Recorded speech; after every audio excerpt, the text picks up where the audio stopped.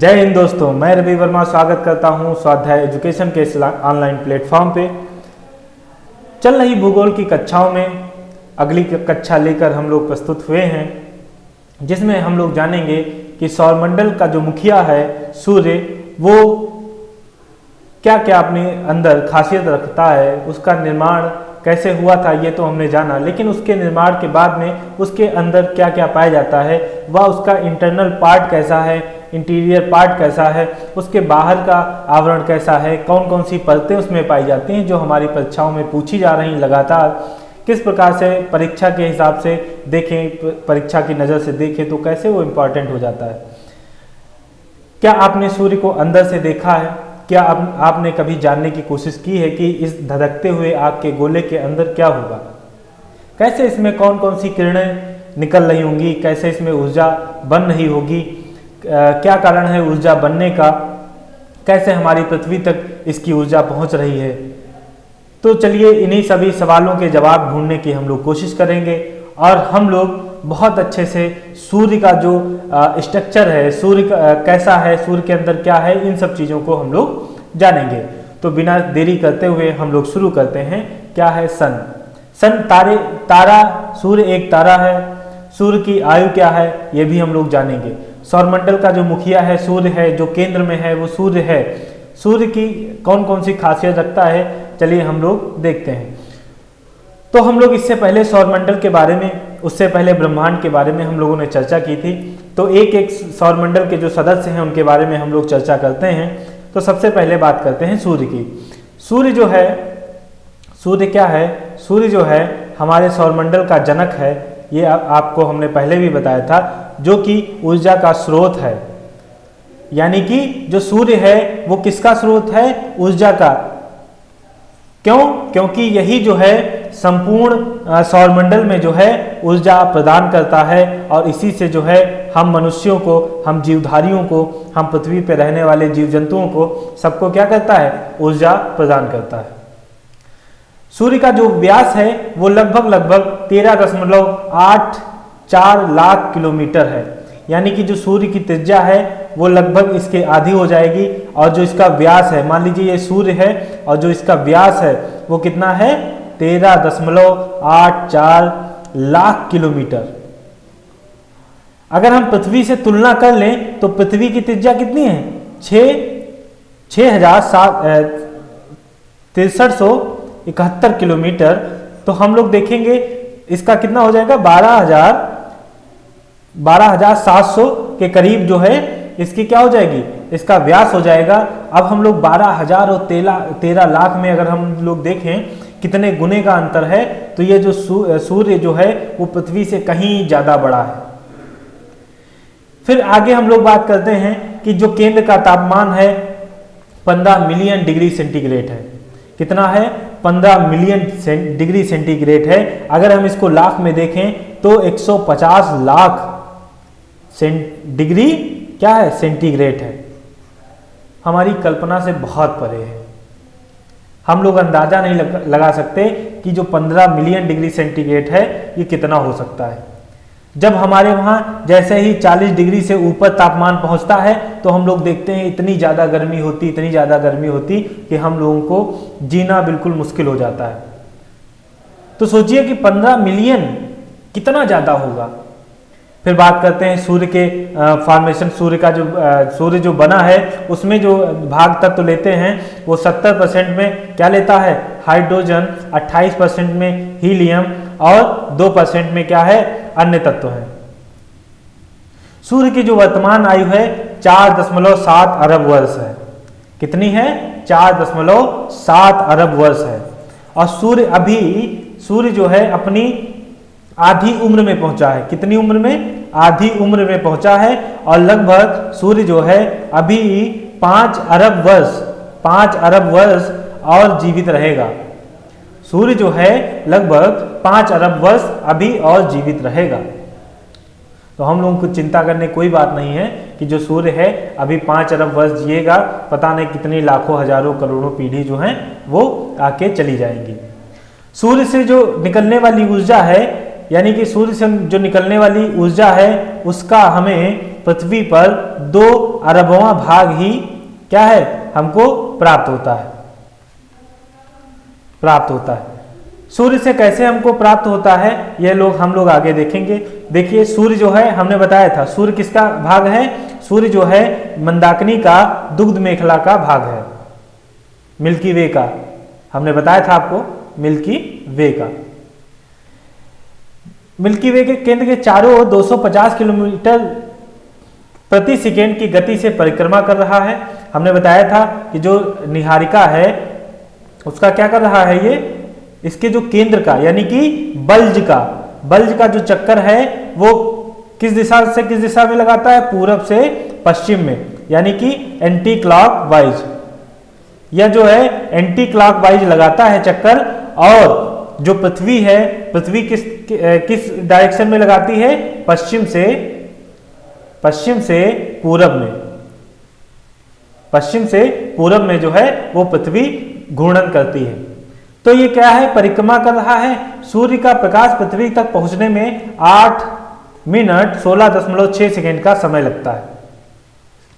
सूर्य की उम्र अभी भी जो बाकी है वो 5 बिलियन यानी कि 5 अरब वर्ष अभी जो है बाकी है।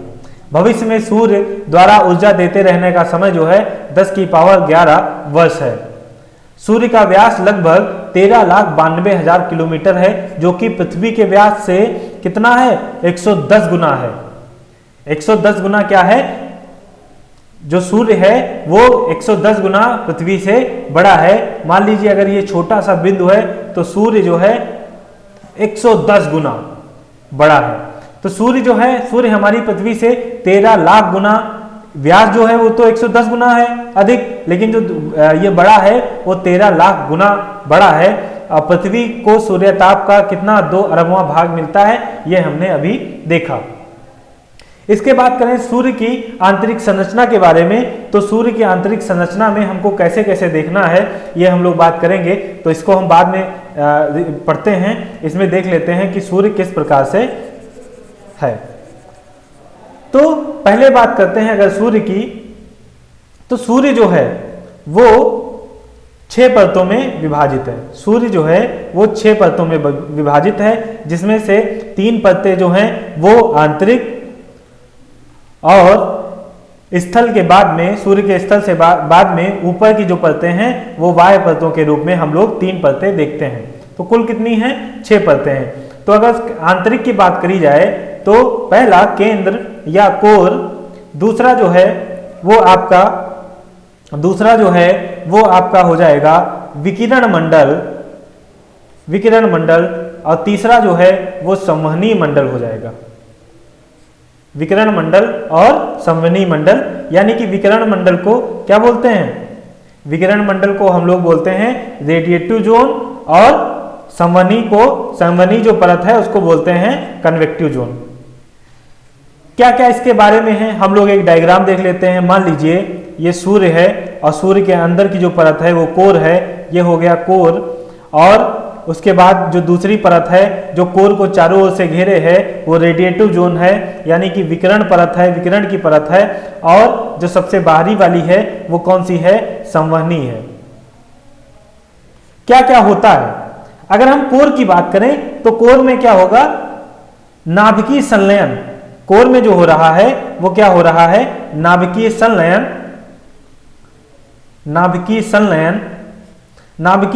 के द्वारा क्या हो रहा है? हमने पहले भी बताया था, किसी भी तारे का जो ऊर्जा का स्रोत है, ऊर्जा कैसे बन रही है, उसमें क्या हो रहा है? नाभिकीय संलयन से क्या होता है? हाइड्रोजन का हीलियम में रूपांतरण हो रहा है, यानी कि हाइड्रोजन जो है वो हीलियम में बदल रही है, जिससे क्या हो रहा है? ऊर्जा का उत्सर्जन हो रहा है। लेकिन एक होता है नाभिकीय संलयन, एक होता है विखंडन। विखंडन और नाभिकीय संलयन में बच्चे कंफ्यूजन कर जाते हैं, हम लोग कंफ्यूजन कर जाते हैं। तो देखिए विखंडन में क्या होता है? एक परमाणु से 2 परमाणु, यानी कि एक परमाणु से क्या है? 2 परमाणु में बदल जाता है। लेकिन इसमें परमाणु जो है क्या है? टूटते हैं। लेकिन संलयन में 2 परमाणु आपस में जुड़ जाते हैं। दोनों में ऊर्जा तो दोनों में उत्सर्जित होती, लेकिन दोनों की चीजें अलग हैं। तो ये तो रहा कोर में। कोर में क्या हो रही है? ऊर्जा उत्सर्जित हो रही है और यहीं से क्या हो रहा है, बाहर निकल रही ऊर्जा। जब विकिरण मंडल में पहुंचती है, विकिरण मंडल में पहुंचती है, रेडिएटिव जोन में पहुंचती है, तो इसमें से जो किरणों के रूप में ऊर्जा निकल रही है, तो इसमें कौन सी, एक्सरे, गामा, एक्सरे, गामा और फोटान। जो हमको ऊर्जा मिलती है वो किसमें मिलती है, फोटान में मिलती है। जो हमारे तक ऊर्जा आती है वो फोटान में आती है, और एक्स रे और गामा जो किरणें होती है वो हमारे लिए, हम सभी जानते हैं, बहुत ही घातक होती। फिर वही किरणें जो हैं इसमें चली आती हैं संवहनी मंडल में। तो हम लोग देखते हैं एक एक करके क्या है। तो जो केंद्र है, केंद्र का तापमान कितना है, 15 मिलियन डिग्री सेंटीग्रेड, और इसका जो व्यास है केंद्र का, जो केंद्र का व्यास है वो कितना है, 3.48 लाख किलोमीटर।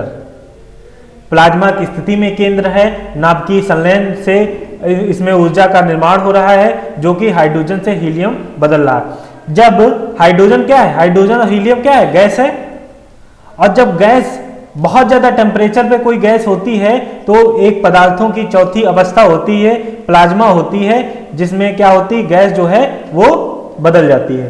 तो केंद्र कैसा है इसका, प्लाज्मा की अवस्था में है। केंद्र कैसा है, प्लाज्मा की अवस्था में, जिसे हम लोग कोर बोलते हैं या क्रोड बोलते हैं।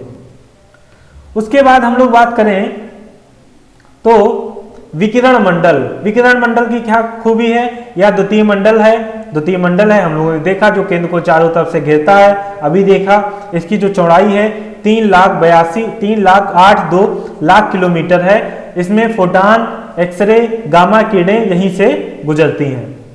अभी हमने देखा ये किसकी खासियत है, ये विकिरण मंडल की है। उसके बाद हम लोग बात करें तो तीसरा जो प्रमुख मंडल है वो संवहनी मंडल है। इसी तीसरे मंडल जो है, इसकी मोटाई जो है वो 1.39 लाख किलोमीटर की मोटाई है। इस मंडल का निर्माण कोशिकाओं से निर्मित है, और यहीं से सौर ऊर्जा क्या है, बाहर निकलती है। तो ये तो रही आंतरिक संरचना, तो ये तो रही आंतरिक संरचना। इसके बाद हम लोग बात करेंगे सूर्य के धरातल से ऊपर, यानी कि सूर्य के धरातल के ऊपर कि कैसे कैसे सूर्य के धरातल के ऊपर का हम लोग वर्णन करते हैं, कौन कौन सी परतों में बांटते हैं। तो पहला हो गया हमारा, कौन सा होगा, प्रकाश मंडल, जो हमको स्पष्ट रूप से क्या होता है, दिखाई पड़ता है।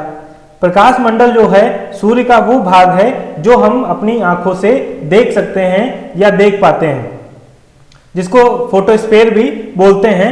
और फिर है दूसरा जो भाग है वो वर्णमंडल है, क्रोमोस्फीयर है, और उसके बाद कोरोना या क्रीट है। भूगोल के विद्यार्थी कोरोना शब्द से बहुत पहले से परिचित थे।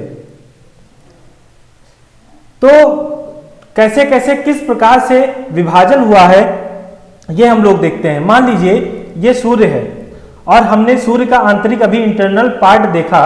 उसके बाद में सूर्य का जो ऊपरी, सबसे ऊपरी जो परत है, सूर्य की जो बाहरी परत है जो हमको दिखती है, उसको बोलते हैं प्रकाश मंडल, फोटोस्फीयर, जिसका टेम्परेचर 6000 डिग्री सेल्सियस होता है। वहीं हम लोग केंद्र में कितना देख रहे थे, 15 मिलियन, कितना, 15 मिलियन डिग्री सेल्सियस टेम्परेचर देख रहे थे। तो केंद्र से बाहरी प्रकाश मंडल तक पहुंचने में सूर्य की किरणों को लाखों वर्ष लग जाते हैं। तो प्रकाश मंडल की कुछ विशेषताएं हैं, वर्णमंडल की कुछ विशेषताएं हैं, कोरोना की कुछ विशेषताएं हैं। कोरोना एक ही समय में, या हम कह सकते हैं पर्टिकुलर एक टाइम में ही हम लोगों को दिखता है, जैसे हमको ग्रहणों के समय दिखता है। तो कैसे कैसे किस मंडल की क्या खासियत है वो हम लोग एक एक करके देख लेते हैं। तो सबसे पहले बात करेंगे प्रकाश मंडल की। प्रकाश मंडल किसे कहते हैं, सूर्य का वह भाग जो हमें दिखाई देता है उसे प्रकाश मंडल या फोटोस्फीयर कहते हैं। इसका तापमान की अगर बात करें तो हमने भी बताया 6000 डिग्री सेल्सियस है। सौर कलंक जो हैं, यानी कि सन स्पॉट जो हैं, वो कहां बन रहे हैं, वो कहां बनेंगे, प्रकाश मंडल में। पूछा जा सकता है कि सन स्पॉट जो हैं, सौर कलंक जो हैं, वो कहां बनते हैं, तो कहां बनेंगे, सन स्पॉट जो हैं वो किसमें बनेंगे, प्रकाश मंडल में। जिसका टेम्परेचर 6000 डिग्री सेल्सियस है। इसके आगे की बात करें तो वर्णमंडल जो है सूर्य का जो वायुमंडल है उसको ही क्या बोलते हैं, वर्णमंडल बोलते हैं। यानी कि सूर्य जो है, जैसे हमारी पृथ्वी थी, पृथ्वी का ऊपरी आवरण वायुमंडल है, पृथ्वी की परत है वो भूपर्पटी है, ऐसे ही सूर्य का जो वायुमंडल है उसको हम लोग क्या बोलते हैं, क्रोमोस्फेयर यानी कि वर्णमंडल, जिसकी मोटाई 2000 से 3000 किलोमीटर है। फिर आगे हम लोग बात करते हैं कोरोना क्या है, किरीट क्या है। सूर्य के वर्णमंडल के परे भाग को किरीट या कोरोना कहते हैं। यानी कि जो सूर्य का जो वायुमंडल है यानी कि वर्णमंडल के बाद का जो जितना हिस्सा है उसको हम लोग क्या बोलते हैं, कोरोना यानी कि किरीट बोलते हैं। कब दिखाई देगा हमको, जब पूर्ण सूर्य ग्रहण के दौरान सौर कोरोना को नंगी आंखों से देखा जा सकता है। यानी कि सूर्य ग्रहण जब होगा तब हम लोग उसके बाहरी आवरण के रूप में हम लोग देख सकते हैं। इसके आगे अगर हम लोग बात करें तो बल्ज हमने पढ़ा था निहारिका में, यानी कि मिल्की वे में हमने बल्ज पढ़ा था, ब्लैक होल जिसको हमने बताया था कि ब्लैक होल हो सकता है, जो क्या है आकाश गंगा के केंद्र में है, उसको क्या बोलेंगे, बल्ज। और हमारा जो सौरमंडल है कौन सी भुजा पे है, दूसरी भुजा पे। तो बल्ज का जो चक्कर है, देखिए सूर्य भी क्या है, चक्कर लगा रहा है। किसका चक्कर लगा रहा है, इस बल्ज का चक्कर लगा रहा है, जिसको हम लोग जब वो चक्कर लगाता है, जितने समय में वो चक्कर लगा देता है उसको हम लोग क्या बोलते हैं, कॉस्मिक ईयर यानी कि सौर वर्ष। तो हम लोग देखते हैं इसका परिक्रमण काल 25 करोड़ वर्ष का है। यानी कि अगर आप सूर्य पे होते तो एक साल कितने का होता, 25 करोड़ वर्ष का। तो 25 करोड़ वर्ष जो है वो क्या है, इसका कॉस्मॉस ईयर है, यानी कि सौर वर्ष है।